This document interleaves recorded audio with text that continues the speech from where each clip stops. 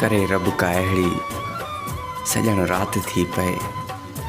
अचानक का तोसां मुलाक़ात थी पए। सॼी राति तोसां हुजनि ही कचहरियूं, वरी को सुबुह ई न प्रभात थी पए।